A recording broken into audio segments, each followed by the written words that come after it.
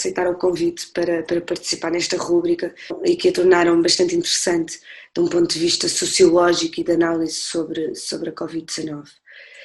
Como ponto prévio, e foi referido aliás em algumas entrevistas, dizer que este é ainda um tema muito recente e que, portanto, qualquer análise que se faça pode ser prematura, mas ainda assim há já algumas evidências que me parecem de sublinhar, sendo uma das principais a que nos demonstra que as pessoas mais afetadas por esta crise são também as pessoas mais vulneráveis de um ponto de vista de desigualdades sociais. Ou seja, têm menos capitais económicos, sociais, culturais e simbólicos, e mais afetadas por dois lados. Por um lado, porque são os mais infectados pela própria doença, e por outro lado, porque são os que sofrem mais consequências económicas e sociais no presente e, previsivelmente, no futuro. Esta crise também...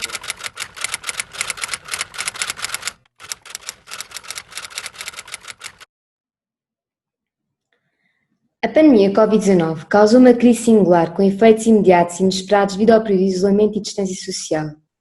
As relações sociais foram suspensas e eventos foram adiados e cancelados devido à proibição de interação presencial entre os indivíduos de modo a prevenir-se a propagação do vírus. Houve, portanto, uma interrupção das relações sociais e atividades sociais em diversos campos, no trabalho, na escola, na família, entre outros, existindo assim impactos em vários níveis e esferas sociais. É neste sentido que esta rúbrica, um olhar sociológico sobre a crise Covid-19, se torna muito importante, na medida em que apresenta uma reflexão continuada e holística sobre, por um lado, os impactos desta crise nas desigualdades sociais, por outro, as influências das desigualdades sociais pré-existentes na resposta às consequências derivadas da crise e ainda as influências das desigualdades sociais na exposição à infecção pelo vírus. Esta é também uma forma de existir um maior discernimento das desigualdades sociais que se acentuam e intensificam e as que se formam ou surgem com esta crise, de modo a enfrentá-las de maneira mais esclarecida no momento presente e no desenho de políticas futuras. Neste quadro, compreende-se ainda que a produção científica sistemática tem sido de elevada importância na elaboração de respostas adequadas. Decidi então partir de vários contributos, estudos têm sido publicados e os vídeos da rúbrica para desmontar a metáfora falaciosa do vírus democrático. Desmontar que esta ameaça não é igual para todos, nem a nível biológico nem social. Existem diferenças sistemáticas de saúde entre as pessoas que estão em posições distintas na hierarquia social. Existem também evidências que a saúde piora a cada grau que se deixa na hierarquia e, portanto, social, economicamente e biologicamente, a pandemia afeta mais uns grupos do que outros.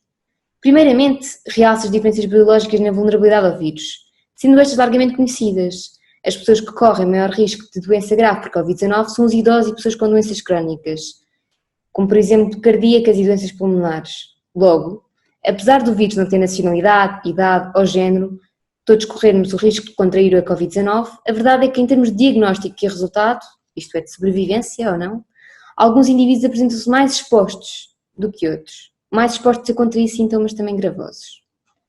Entre países, regiões e grupos existem desigualdades vitais perante a vida, a morte e a saúde, o que significa que existem países e regiões mais sujeitos à infecção e estados mais gravosos da doença do que outros, o que pode ser consequência dos recursos de saúde insuficientes para prevenir e enfrentar este tipo de pandemias. Contudo, também existem evidências que não são necessariamente os países mais envelhecidos os que têm as taxas de mortalidade por Covid-19 mais elevadas. Em suma, as desigualdades de recurso podem ser bastante explicativas das desigualdades vitais, nomeadamente perante a morte e a saúde entre os grupos sociais. Nisto, a vertente social do vírus permite melhor explicar a maneira como este afeta e infecta os seres humanos e como atua e se espalha neste mundo. Significa isto que as desigualdades sociais, tanto as vitais e as de recursos, pré-existentes, interferem na exposição ao vírus.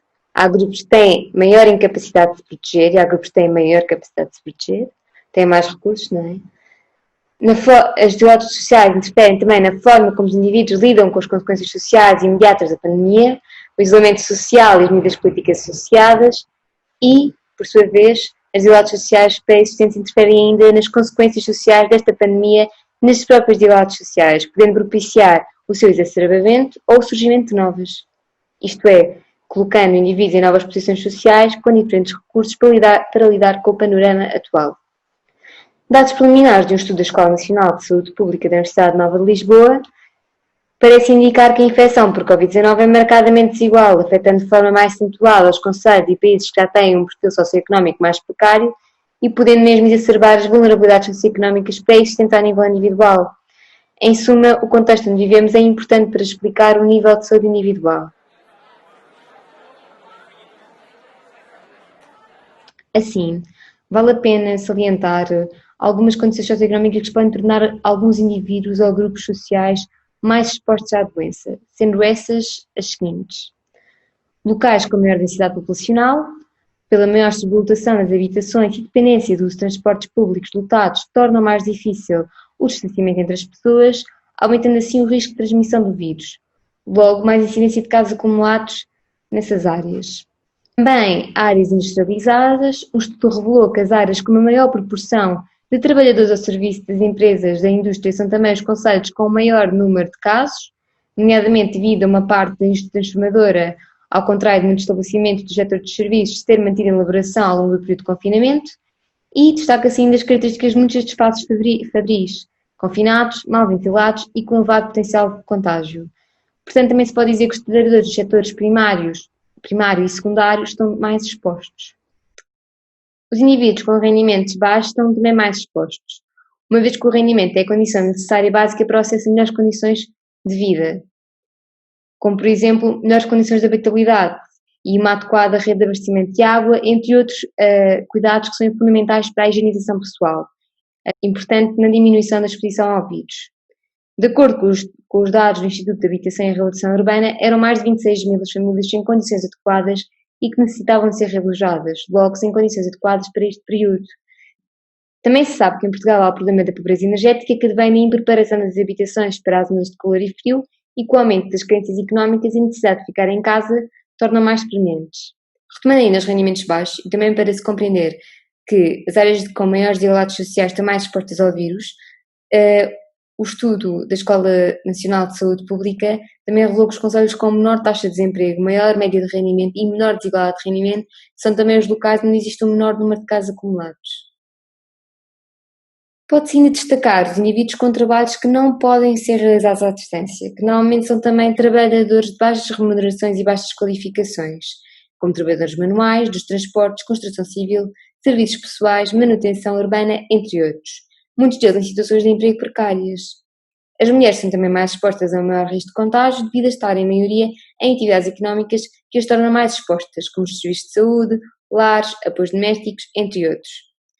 Além disso, parte destes trabalhadores, os quais já estão em posições mais vulneráveis, são imigrantes de grupos étnicos minoritários, os quais já se encontram em desvantagem pelo facto de a informação divulgada sobre o vírus, os sintomas, as medidas de prevenção, entre outros, não corresponder à real diversidade linguística das populações, ou seja, muitos imigrantes, refugiados, requerentes de asilo e outros têm um menor nível de literacia e, portanto, podem ter mais dificuldades em adotar providências adequadas para se protegerem.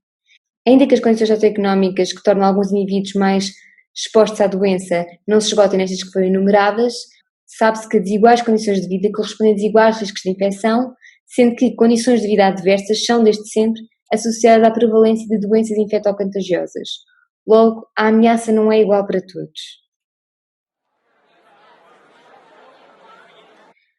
A pandemia ocasionou um panorama de isolamento social que transformou a nossa vida de um dia para o outro, colocando alguns indivíduos numa situação vulnerável para lidar com as circunstâncias atuais e com as medidas solicitadas, portanto, numa situação de desigualdades acrescidas perante as consequências da Covid-19, e colocando outros indivíduos em novas situações, novas posições sociais, em que viram os seus recursos diminuir e complicar a sua vivência em tempos de isolamento social.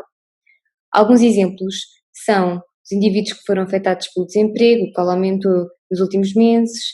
Por outro lado, a adaptação ao teletrabalho, que é bastante condicionada pelas condições socioeconómicas que os indivíduos têm, e pode-se ainda destacar um tipo de desigualdades que afetam também a adaptação ao teletrabalho, que são as desigualdades de género. Estas viram-se também mais intensificadas nos últimos tempos pelo facto de afetar a forma como os indivíduos se adaptam ao teletrabalho e conciliam os tempos familiar, pessoal e profissional.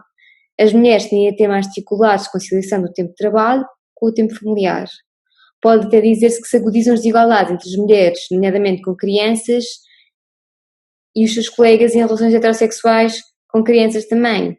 Isto porque estas mulheres têm que continuar a fazer o seu trabalho em confronto direto com as maiores responsabilidades domésticas e familiares que têm. Apesar dos progressos e da divisão do trabalho doméstico, as mulheres continuam ainda frequentemente a ter mais responsabilidades do que os homens.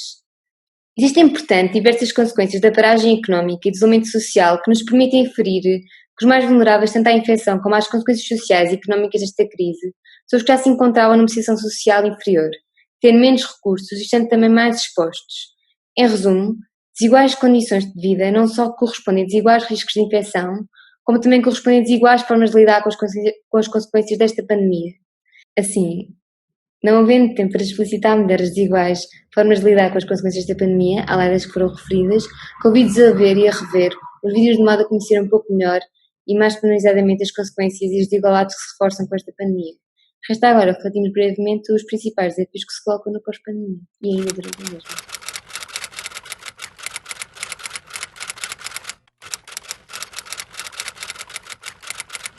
Previsivelmente no futuro. Esta crise pandémica convoca-nos também para a ideia de sociedade de risco, elaborada por Ulrich Beck em 1982, porque a própria forma como os diferentes governos, instituições, a Organização Mundial de Saúde, etc., foram gerindo esta crise pandémica foi sempre na gestão da racionalização do próprio risco, seja ele um risco económico, um risco social, de saúde, climático, etc.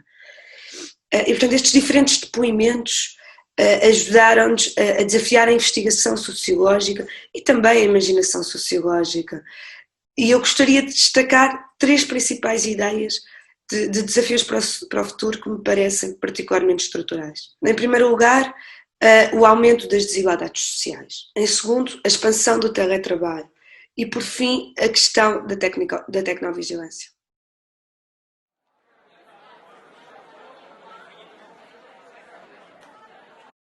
É importante compreender aprofundadamente e com rigor o modo como esta pandemia, a exemplo de outras pandemias, evidenciou e agravou novas e velhas desigualdades sociais. As desigualdades sociais são múltiplas e nós, ao longo desta rúbrica, focámos diferentes desigualdades, nomeadamente a saúde, a cultura, a educação, a família e género, democracia, ensino superior, trabalho, habitação, rendimento e segurança social, pobreza, desigualdades sociolinguísticas, violência de género, ambiente, envelhecimento, trabalho académico, tempo social, desigualdades étnico-raciais e as desigualdades sociais como um todo. As desigualdades sociais não só ficaram mais evidentes com esta crise pandémica, ganhando visibilidade social e visibilidade sociológica, como por outro lado essas desigualdades agravaram-se e tenderão a agravar-se no futuro e na pós-crise pandémica. Acompanhar as tendências da evolução das desigualdades sociais a curto e a médio prazo apresenta-se enquanto um desafio interessante e, mais que interessante, incontornável para a sociologia. A expansão do teletrabalho abriu campo ao aumento do teletrabalho no futuro e fez sobressair algumas tendências. A perca do espaço e do ambiente de trabalho, mais custos para os trabalhadores, menos organização coletiva ou, por exemplo, a extensão do tempo de trabalho. Que efeitos terá o teletrabalho na relação entre a vida profissional e a vida pessoal e familiar? Muitas das vantagens apontadas para o teletrabalho é a flexibilização dos horários de trabalho. Porém, até que ponto é que isto de facto acontecerá ou, por outro lado, a vida profissional se vai sobrepor à vida pessoal e familiar? Até que ponto é que vai aumentar de facto o tempo de trabalho?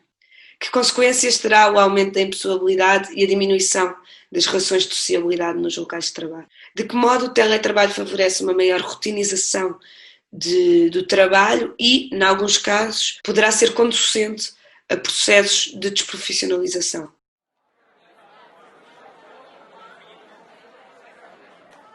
Muitas destas mudanças já existiam, mas foram aceleradas pela pandemia, como é o caso do teletrabalho, que acabei de referir, e da tecnovigilância. E a dimensão que passam a ter cria efeitos novos na sociedade. No caso da televigilância, é de notar a normalização e legitimação da vigilância digital em nome de um bem comum, que neste caso foi para controlar uma infecção de um vírus, mas que no futuro pode ser por qualquer outro pretexto. Exemplo disso é quando vemos drones ou aplicações para se controlar os cidadãos. O que põe em causa a própria noção de democracia. E, portanto, de que modo as questões da cidadania e da própria democracia vão ser afetadas pelo aumento da tecnovigilância. Esta vigilância aumentou também nos espaços privados e na intimidade das populações. Por exemplo, através do controle de telefones pessoais em alguns países. E as populações não só legitimaram esta vigilância, como impulsionaram uma autovigilância. E, portanto, mais uma vez, uma questão relacionada com a saúde constitui um pretexto para, nas palavras de Foucault, vigiar e punir.